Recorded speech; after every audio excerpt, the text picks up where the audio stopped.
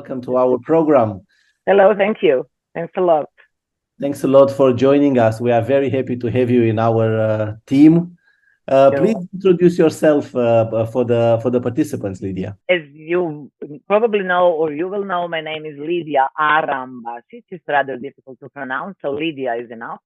I'm a psychologist, and also I'm a supervisor in psychosocial work. Those are my two professions that I have put, on this little paper saying who I am.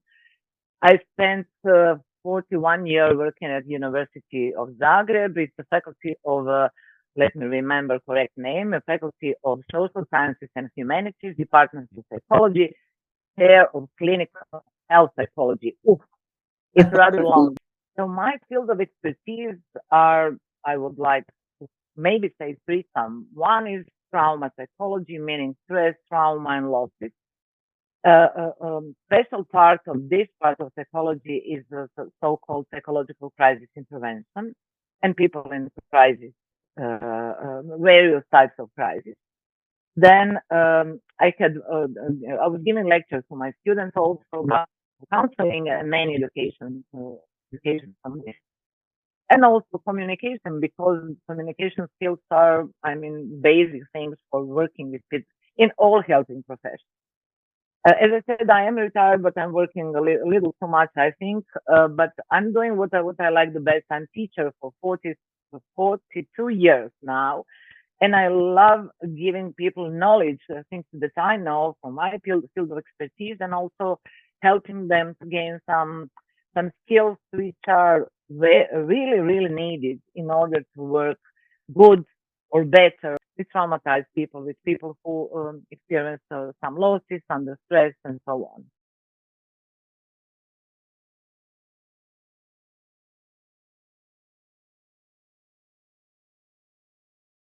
As you mentioned already, Lidija, your topic will be trauma and trauma-responsive interventions with people who committed offenses.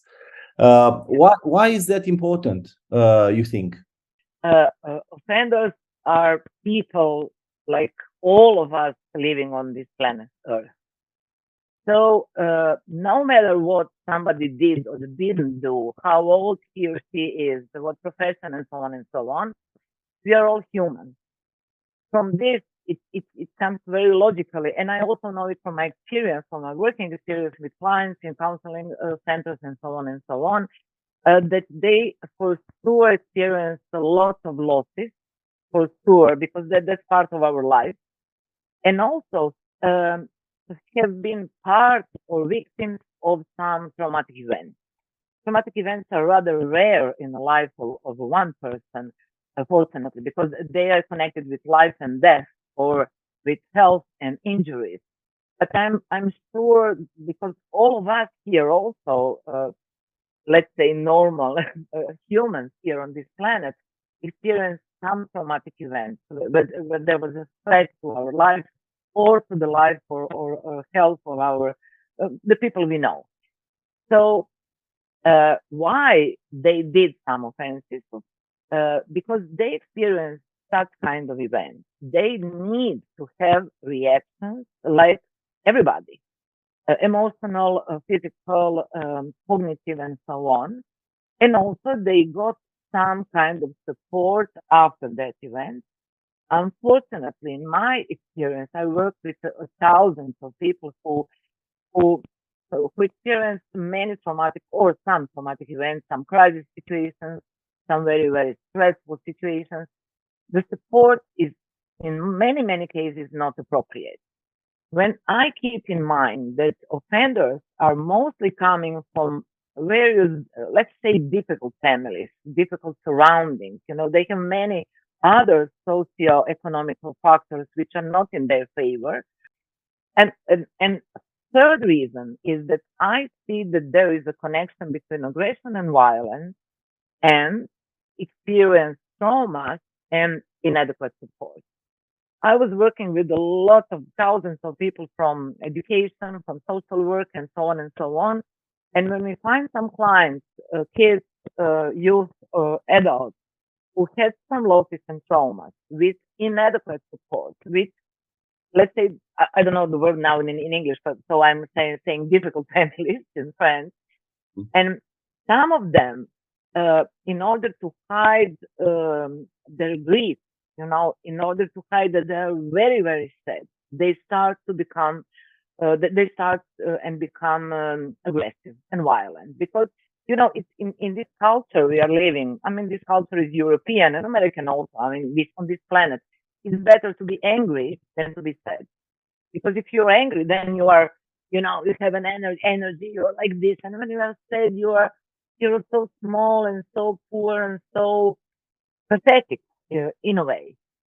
So from being angry in rage to violence and aggression is a very small step. So if this hypothesis is correct, and it's common sense, you doesn't have to be a PhD psychologist in order to know that. You just have to put a light in your mind, in your brain, and to think a little bit about how things are working with people. Then I think that providing support to offenders because of their traumas and losses in childhood, in youth, and now in an adult can, in I don't know in how many percent, I cannot be sure, because of course it depends on the person. We are all unicati. Yeah. So at least at some number, at some percentage of them, it can prevent recidivism. Yeah, that's the word. Yeah, okay. Yeah. Because they're living with those traumas and losses which are here. We cannot forget them. If we don't have neurological amnesia, only then we forget them. So I think they're kind of fuel, at least part of fuel, for their actions which are illegal, unethical, and so on and so on. So interesting. Yeah. You made me already very curious, Lidija. A sneak peek, what you intend to cover for the practitioners in Barcelona?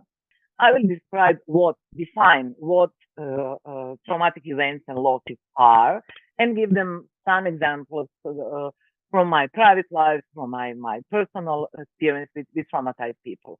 Then I'll describe how do people react and why do they do, why do they feel like this, and so on from the psychological point of view. And then I will describe the needs, psychological needs of those people, of any person on this planet, and what do we have to do to satisfy those needs. Because if we do not satisfy needs, I'm not talking about wishes, I'm talking about psychological needs. If needs are not satisfied, then the first motivational cycle starts and goes on. And if behavior is illegal or bad, then it's like that. Some real examples of inappropriate support reactions to traumatized people and people in a process of grieving. And then I will tell them what they can do better and why. I'm constantly saying I show this and then say why, because I'm the person, I think, that if you don't explain to people why, if you just tell them do this or don't do this, they will do nothing. Of course. Why? I mean, they have their repertoire and so on. And in between those 3 sections or 4, I'm not sure yet, I will have a small amount of time to ask participants, do they recognize some of those events from their working experience with offenders? Do they want to share some of them together between themselves and with me?